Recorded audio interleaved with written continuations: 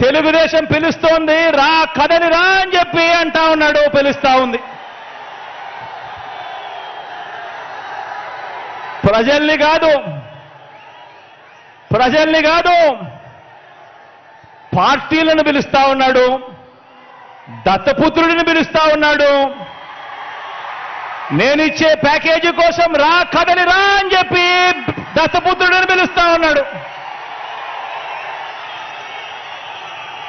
వదినమ్మను పిలుస్తా ఉన్నాడు.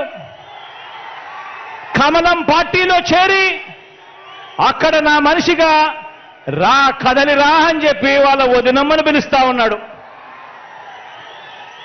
రాష్ట్రాన్ని అన్యాయంగా అడ్డగోలుగా విడగొట్టిన రాష్ట్ర ద్రోహుల పార్టీని, వైఎస్ఆర్ గారి మరణం తర్వాత ఆయన పేరును కూడా అన్యాయంగా ఛార్జ్షీట్లో పెట్టిన నమ్మక ద్రోహుల పార్టీని 4 ఓట్లు చీల్చినా చాలు, నువ్వు కూడా రా కదలి రా అని చెప్పి చంద్రబాబు నాయుడు గారు పిలుస్తా ఉన్నాడు.